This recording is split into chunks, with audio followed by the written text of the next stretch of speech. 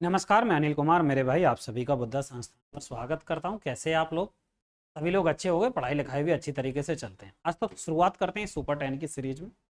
ठीक है, कुछ इंपॉर्टेंट सवाल जो आपको पता होने चाहिए, जिनके आने की संभावनाएं ज़्यादा रहती हैं, ज़्यादातर सवाल पूछे जाते हैं। देखिए, एक व्यापारी ने एक पूंजी के एक साथ व्यवसाय शुरू किया। पहले वर्ष में 60% का लाभ अर्जित किया। कुल पूंजी प्रारंभिक राशि प्लस लाभ का 50% दान कर दिया। उसने दूसरे और तीसरे वर्ष के बाद शेष पूंजी के साथ भी यही प्रक्रिया अपनाई। यदि 3 वर्षों के अंत में उसके पास 15,360 रुपए बेचते हैं तो उस व्यक्ति ने अपना व्यवसाय कितनी प्रारंभिक राशि के साथ शुरू किया? ध्यान से सुनिए। अगर मैं कहूं पहले वर्ष की बात यह है, 100 रुपए थे, 60 का लाभ लेकर कितने जी? 160 मिले। 160 मिले, इसका 50% उन्होंने दान कर दिया, यानी कि 80 रुपए उन्होंने दान कर दिए। बचे कितने जी? शेष 80। फिर 80 का भी हम 60% लेंगे।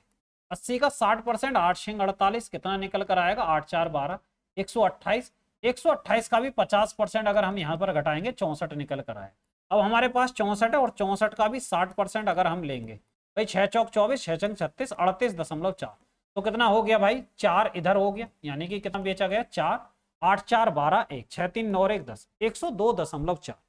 जबकि वो कह रहा 50% फिर से वो दान देता था। 50% फिर से वो दान दिया, यानी कि 51.2। तो हमारे पास कितना बचा जी? 51.2 बचा, जबकि वो कह रहा जी 15,360 बचा। ये पॉइंट हटाएंगे, जीरो इधर, यानी कि ये इसका 12 थी 36, ये 300 गुना। तो शुरुआत में कितने थे जी? 100। 100 का 300 गुना यदि हम लेंगे तो कितना निकल कर आएगा? 30,000। वो हमारा करेक्ट आंसर निकल कर आ जाएगा। यानी कि उसने व्यवसाय जो शुरू किया वो कितने से शुरुआत की थी? वो 30,000 से शुरुआत की। एक और सब, दो वस्तुएं ए और बी के क्रिया मूल्य का अनुपात ये दे रखा है, यानी कि ए और बी है, उनके सीपी का अनुपात दे रखा। सीपी का अनुपात कितना मेरे भाई? वो है जी 4:5। 4:5। अब वो कह रहा ए पर 10% लाभ। अगर मैं यहाँ पर 40 और 50 कर लूं, कोई फर्क थोड़ी पड़ रहा।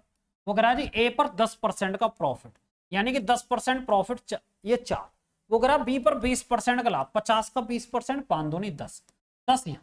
तो वो कह रहा कि विक्रय मूल्य में अंतर 480 है। यहाँ पर अंतर 44 विक्रय मूल्य, और ये कितना हो गया जी? 60 विक्रय मूल्य। ये हो विक्रय मूल्य।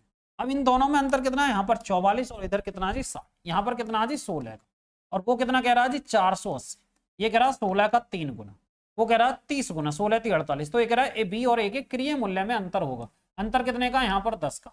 तो 10 की वैल्यू अगर हम निकालेंगे, 10 का 30 गुना कितना निकल कर आएगा? 300। बात सुन में आ गई हो? आसान सा सवाल है। सीपी दिए हुए हैं 10% और 20% के लाभ पर बेचा गया, जबकि दोनों में अंतर कितने का? 16 का। वो कह रहा जी 480, यानी कि इसका 30 गुना, यानी कि 300 निकल कर आया। किसी लेन देन में एक दुकानदार लागत मूल्य पर 400% का मुनाफा कमाता। 400% का क्या कमाता जी? मुनाफा कमाता। यदि लागत 100% बढ़ जाती है और विक्रय मूल्य में परिवर्तन नहीं होता, तो नए लाभ और विक्रय मूल्य के बीच अनुपात कितना? देखो, लेन देन में दुकानदार लागत मूल्य पर 400% का मुनाफा कमाता। हम क्या 100 रुपए था, 400% का मुनाफे के साथ कितने में बेचा होगा? 500 में। सीधी सीधी बात है भाई, 100 का 400%, 400 कितने में बेचा गया होगा? 500 में बेचा गया। ठीक है जी। यदि लागत 100% बढ़ गई, 100% हमने लागत बढ़ा दी, 100 का 100%, 100, तो कितना हो गया? 200। विक्रय मूल्य सेम रहता 500। तो यहाँ पर प्रॉफिट कितने का हुआ? प्रॉफिट हुआ जी 300 का। 300 का प्रॉफिट हुआ। सवाल में क्या कह रहा? नए लाभ, यानी कि प्रॉफिट कितने का हुआ आप? और वो कह रहा विक्रय मूल्य एसपी।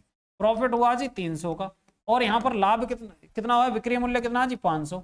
तो हम क्या करेंगे जी? 3:5 हमारा क्या हो जाएगा? वो करेक्ट आंसर निकल कर आएगा। नया लाभ और विक्रय मूल्य के बीच में ये निकल कर आए। एक और सवाल पर चलते हैं, यहां पर समझे। यहां पर देखिए जी, एक और सवाल। डी जो है ई को एक मेज 30% के लाभ पर बेचता है। ये मान के चलो एक डी है और ई है, और ई जो है एफ को बेच देता। ध्यान से समझो। अगर मैं ये कहूं कि भाई 100 रुपए का लाभ माल था, तो ये इसको 30% के लाभ पर, तो 30% 30, यानी कि 130। अब क्या ये कह रहा कि ई जो है एफ को 30% की हानि पर, इसका 30%, 13 3 39। जब 39 इसमें से घटाएंगे, 130 का 30%, 39 इसमें से माइनस करेंगे, तो ये कितना हो जाएगा जी? 91। बस सुन में। वो कह रहा है डी और एफ का अनुपात बताओ। डी कितना? 100, और एफ कितना जी? 91। बात सुन भाई, यानी कि 100 और 91 इसका क्या हो गया? करेक्ट आंसर निकल कर आया। एक और सवाल यहां पर आए। ये कह रहा कि एक पंसारी नकली तोल का प्रयोग करके चीजें खरीदते समय और बेचते समय दोनों बार 10% का धोखा देता, उसके लाभ में कितने प्रतिशत का होगा? यहां पर समझो। अगर मैं कहूं कोई दुकानदार था, वो 100 रुपए का सामान लेना गया, मैं किसी दुकानदार के पास गया, मैं हूं जी ग्राहक, खरीदते समय बेचते पंसारी हूं, 100 रुपए का माल लेना गया, जब लेना गया तो 10% का फायदा यहाँ ले लिया, 100 की जगह 110 का माल बेच दिया।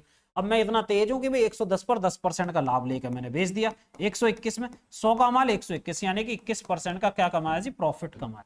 ठीक है, तो ये रहे आज के सवाल मेरे भाई, उम्मीद करता हूं अच्छे लगे होंगे। तो ऐसी वीडियो जानने के लिए हमारे चैनल से जुड़े रहें। जय हिंद।